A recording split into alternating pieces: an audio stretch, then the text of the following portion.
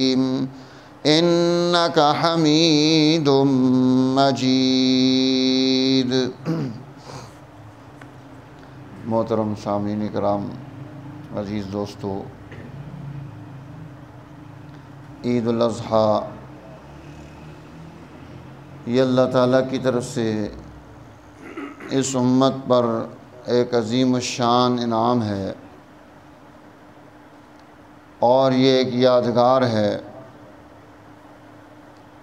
اس کے پیچھے ایک کردار ہے، عمل ہے، ایک جد و جہد ہے، ایک کوشش ہے۔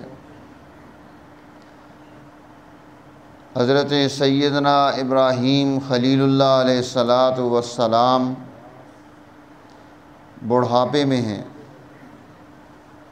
اللہ کی بارگاہ میں التجا کر رہے ہیں، دعا مانگ رہے ہیں، رب ہب لی من الصالحین، اے اللہ مجھے نیک بیٹا عطا کر دے۔ اللہ جل جلالہ نے اس دعا کو شرف قبولیت عطا فرما دی،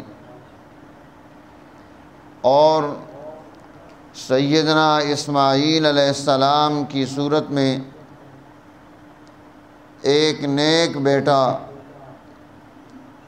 جو نبی ہیں انہیں عطا فرما دیا۔ اور اب حضرت سیدنا ابراہیم خلیل اللہ علیہ السلام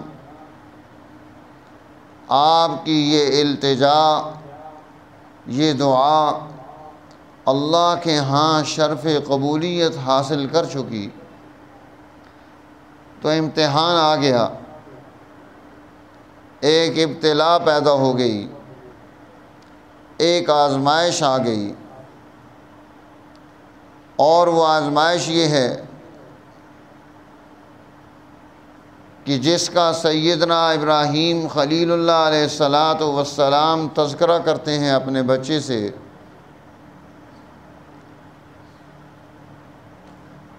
کیا میرے بیٹے انی اذبحک، میں تجھے ذبح کر رہا ہوں، فانظر ماذا تری، اب تو بتا تیری کیا رائے ہے، تیرا کیا خیال ہے۔ حضرت سیدنا ابراہیم خلیل اللہ علیہ السلام نے خواب دیکھا، ایک دن خواب دیکھا، دوسرے دن دیکھا، تیسرے دن دیکھا، ہر دن میں خواب میں وہ یہ چیز دیکھ رہے ہیں کہ وہ اپنے بچے کو ذبح کر رہے ہیں، اور ہر دن میں صبح اٹھ کر اللہ کی بارگاہ میں بہت سارا صدقہ کرتے ہیں، خیرات کرتے ہیں۔ اگر کوئی پریشانی ہے تو ٹل جائے۔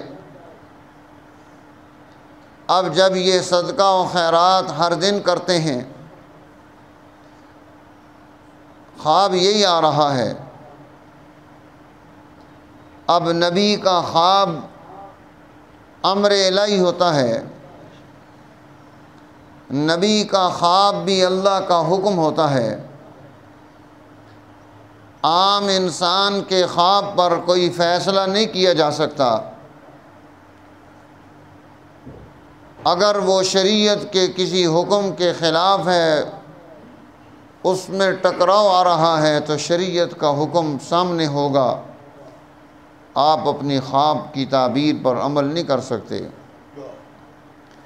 لیکن چونکہ وہ پیغمبر ہیں، رسول ہیں، ہادی ہیں، امت کے رہنما ہیں، وما ينطق عن الهوى ان هو الا وحی یوحی، نبی کی زبان سے نکلنے والا ہر لفظ، نبی کا ہر عمل، نبی کا ہر قول، نبی کا ہر فعل امر الہی ہوتا ہے، اس لیے اس پر فیصلہ صادر ہوتا ہے۔ اب اس خواب کو جب انہوں نے پیش کیا تو وہاں پر سیدنا ابراہیم خلیل اللہ علیہ السلام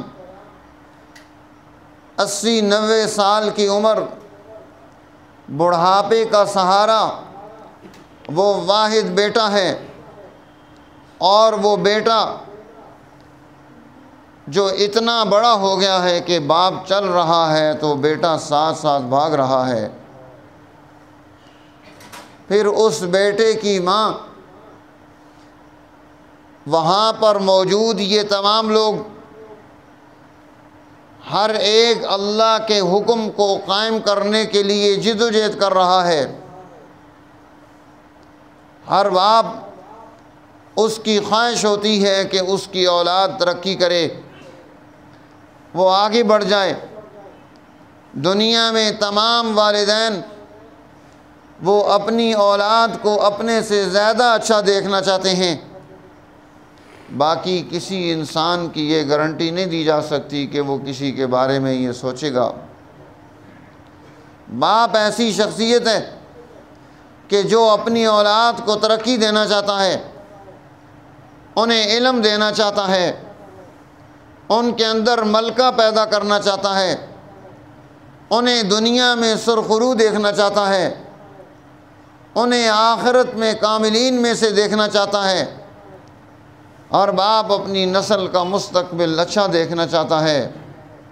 مسلمان باپ ہوگا تو اس کا مستقبل دنیا اور آخرت کے اعتبار سے دیکھ رہا ہوگا کہ یہ آخرت میں بھی کامیاب ہو جائے۔ تو ایسے میں اس باپ کے دل پر کیا گزر رہی ہوگی جس نے منتوں اور مرادوں کے بعد، دعاؤں اور التجاؤں کے بعد اللہ کی بارگاہ سے ایک بیٹا حاصل کیا ہے۔ پھر وہ بیٹا، ہر بچہ اپنا مستقبل بنانا چاہتا ہے، وہ اپنے آپ کو آگے لے جانا چاہتا ہے، وہ دنیا کی منزلوں میں ترقی کرنا چاہتا ہے۔ اس بچے کے دل پر کیا گزر رہی ہے؟ پھر وہ خاتون، اس کی ماں جو گھر میں موجود ہے، جس کے سامنے یہ گفتگو رکھی جا رہی ہے، جسے یہ بات بتائی جا رہی ہے کہ اللہ کا حکم آ گیا ہے، اس بچے کو جو تجھے بڑھاپے میں ملا ہے، ماں کی ممتا، اس کی محبت، اس کی شفقت اپنی اولاد کے ساتھ کس ماں کی نہیں ہوتی؟ ہر ماں اپنی اولاد کے ساتھ محبت رکھتی ہے، شفقت رکھتی ہے، اس کی غلطیاں بھی چھپا دیتی ہے، بعض مرتبہ والد کو نہیں بتاتی کہ اسے تکلیف نہ پہنچ جائے، اسے کوئی سرزنش نہ ہو جائے، اسے سزا نہ مل جائے۔ اس ماں کے دل پر کیا گزر رہی ہے؟ اللہ کا حکم نافذ کرنا ہے، اور پھر ادھر شیطان اور اس کی پوری ہواری، اس کی قوم، اس کی ذریت، اس کے بڑے سے بڑے اور چھوٹے سے چھوٹے، سب یہ چاہ رہے ہیں کہ اللہ کا حکم ٹوٹ جائے، یہ نافذ العمل نہ ہو۔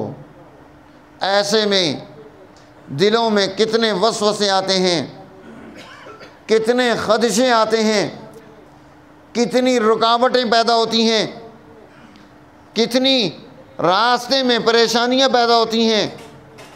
اللہ کا حکم نافذ ہو رہا ہے، اور یہاں پر ہر ایک اللہ کے حکم کو نافذ کرنے کے لیے اپنے دل پر اتنا بڑا پتھر رکھ کر آگے بڑھ رہا ہے کہ اللہ کا حکم نافذ ہو جائے۔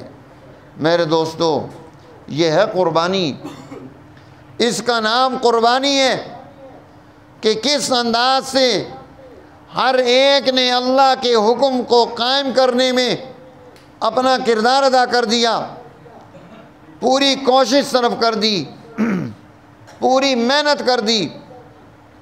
سب یہ چاہ رہے ہیں کہ اللہ کا حکم قائم ہو جائے، سوائے شیطان کے کہ وہ راستے میں رکاوٹ بن رہا ہے کہ اللہ کا حکم قائم نہ ہو۔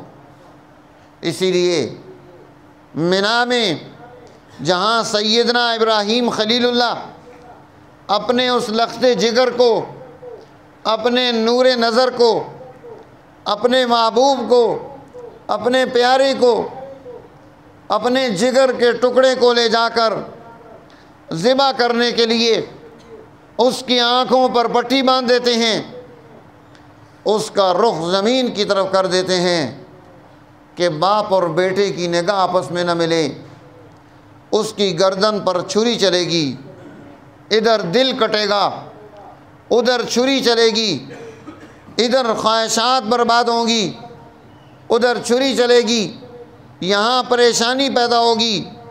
اس کی نگاہ کو دیکھ کر اس کے اندر وہ پدری محبت نہ پیدا ہو جائے۔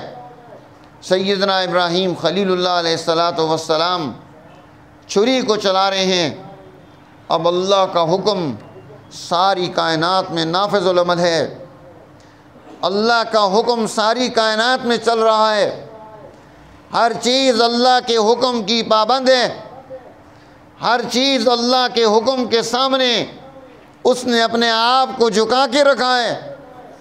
چھری کو حکم ہے کہ تو نے کاٹنا نہیں ہے، چھری کی کیا مجال ہے کہ کاٹ دے۔ آگ کو حکم ہے تو نے جلانا نہیں ہے، آگ کی کیا مجال ہے وہ جلا دے۔ اسے کہا گلے گلزار بن جا، وہ گلے گلزار بن گئی۔ اب چھری چل رہی ہے لیکن گلا کٹ نہیں رہا، کیوں؟ اللہ کا حکم تھا۔ اس باپ اور بیٹے نے، اس ماں نے اللہ کے حکم کو قائم کرنے کے لیے اپنی سب سے محبوب ترین چیز قربان کر دی، سب سے پیاری چیز قربان کر دی۔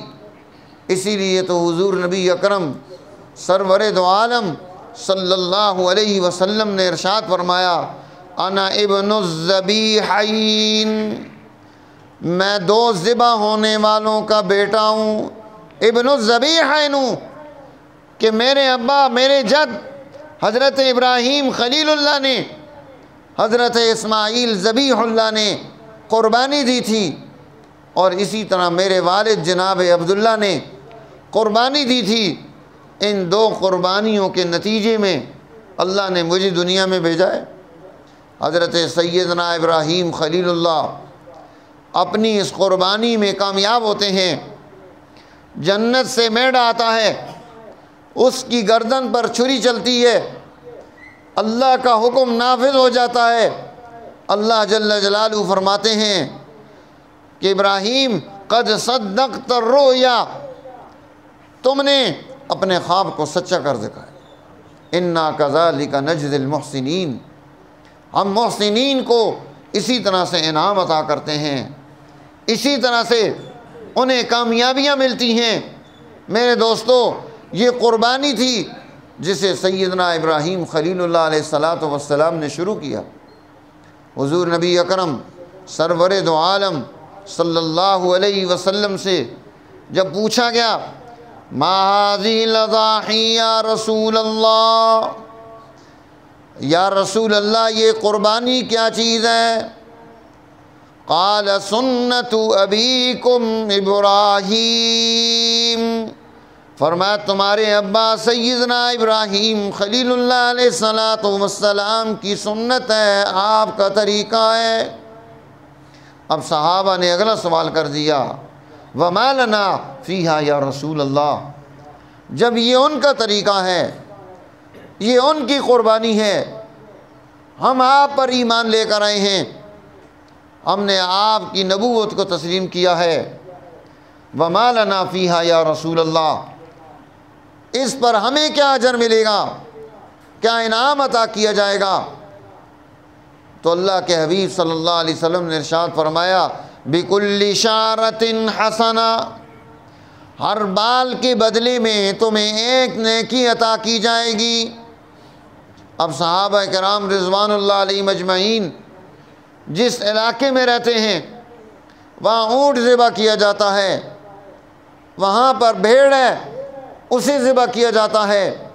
اب وہ کہنے لگے، فَالصُّوفُ یا رسول اللہ، یا رسول اللہ یہ صوف جو ہے جس جانور پر بہت زیادہ بال ہوتے ہیں اس کے بارے میں کیا حکم ہے؟ فرمایا من الصوف بکل شعرۃ حسنہ، فرمایا ہر اس جانور کے بال کے بدلے میں بھی اللہ تمہیں ایک نیکی عطا کرے گا۔ اس لیے حضور علیہ السلام نے فرمایا فَطِيبُوا بِهَا نَفْسًا، اس قربانی کے عمل کو دل کی خوشی کے ساتھ اختیار کرو۔ پھر فرمایا سَمِّنُوا ضَحَایَاكُمْ، اپنی ان قربانیوں کو اچھا موٹا تازہ اور تکڑا کیا کرو۔ فَإِنَّهَا عَلَى الصِّرَاطِ مَطَایَاكُمْ، یہ پل صراط پر تمہارے لیے سواری ہے، پل صراط پر یہ تمہیں نفع عطا کرے گا۔ اب پل صراط پر یہ نفع یہ اللہ جل جلالہ کی طرف سے یہ اس امت کو انعام میں مل رہا ہے کہ ہر قربانی کرنے والے کو ایک سواری عطا کی جائے گی۔ دنیا میں آپ کو حکم دیا اونٹ میں، گائے میں، بیل میں، ان چیزوں میں 7 حصے کر لو، مل کر قربانی کر لو۔ قیامت کے دن ان 7 کو الگ الگ قربانی عطا کی جائے گی کہ اس قربانی پر تم لوگ مل کر نہیں بلکہ الگ الگ اپنی اپنی قربانی پر سواری کر کے سفر کرو۔ اور پھر حضور نبی اکرم سرور دو عالم صلی اللہ علیہ وسلم نے ارشاد فرمایا کہ یہ قربانی کے دن میں کوئی عمل ایسا نہیں جو اللہ کے ہاں شرف قبولیت حاصل کر لے۔ اور وہ شرف قبولیت کیا ہو؟ فرمایا کہ احراق الدم، کہ ہر آدمی جانور کے گلے پر چھری پھیر رہا ہو۔ یہ قربانی کا عمل اس دن میں باقی تمام طاعات و عبادات کو پیچھے کر کے اسے حکم دیا کہ یہ قربانی کے عمل کو اختیار کرے۔ احراق الدم، خون بہائے اللہ کے راستے میں، اللہ کے حکم کو قائم کرنے کے لیے، اس کی طرف سے ملنے والے ان احکامات کو عمل میں لانے کے لیے۔ میرے دوستو، قربانی کے بعد اب ہم نے دیکھنا ہے کہ اللہ کا حکم میرے اوپر اور کیا ہے، اس حکم پر میں کتنا عمل پیرا ہوں۔ تو ہم نے اللہ کے ہر حکم کو قائم کرنا ہے، ایک حکم کو نہیں۔ مسلمان دنیا میں اللہ کے حکم کا پابند بنا کر بھیجا گیا ہے کہ یہ اللہ کے حکم کو دنیا میں قائم کرے گا۔ تو اس لیے ہمیں یہ ذمہ داری دی اور فرمایا جب قیامت کا دن آئے گا، جب ترازو رکھا جائے گا، جب قربانی کی ان چیزوں کو تولا جائے گا، اللہ جل جلالہ ہر چیز کو تولنے کا حکم دے گا کہ اس کی تمام چیزوں کو تولا جائے۔ جن چیزوں کو ہم نے اپنے لیے مناسب نہیں سمجھا اور پھینک دیا، قیامت کے دن ان تمام کو بھی تول میں تولا جائے گا، اور تول کر اس عمل کو وہاں اس کو نیکی بنا دیا جائے گا۔ یہ بھی نیکی ہے، اس کو نیکی کے ترازو میں رکھ دیا جائے۔ تو کتنا بڑا انعام ہے کہ اس کی ہر چیز اللہ کے ہاں ایسی شرف قبولیت حاصل کرتی ہے کہ اس سب پر اس بندہ مومن کو انعام دیا جاتا ہے، اس کا اکرام کیا جاتا ہے، اسے اعزاز عطا کیا جاتا ہے۔ تو اس لیے فرمایا قربانی کے اس عمل کو خوب خوش دلی کے ساتھ اختیار کرو، اور پھر اللہ کی مخلوق کو اپنی قربانی کے گوشت میں شامل کرو، تاکہ ہر ایک انسان، ہر مسلمان، ہر کمزور سے کمزور آدمی کے گھر میں یہ قربانی کا گوشت پہنچے، تاکہ وہ بھی اس سے فیض یاب ہو سکے۔ اللہ جل جلالہ کی طرف سے یہ مہمانی کے دن ہیں، اس لیے اس دن میں روزہ رکھنے سے منع کر دیا کہ کوئی روزہ نہیں رکھ سکتا، بلکہ کھائے پیے اپنی ضرورتوں کو پورا کرے۔ یہ خوشی کے دن ہیں۔ اللہ جل جلالہ ہمیں دین پر استقامت عطا فرمائے، قربانی کے اس عمل کو زندہ کرنے کی توفیق نصیب فرمائے، اس کے نتائج سمیٹنے کی توفیق نصیب فرمائے، تاکہ ہم دنیا میں آخرت میں سرخرو ہو سکیں۔ وآخر دعوانا الحمدللہ رب العالمین۔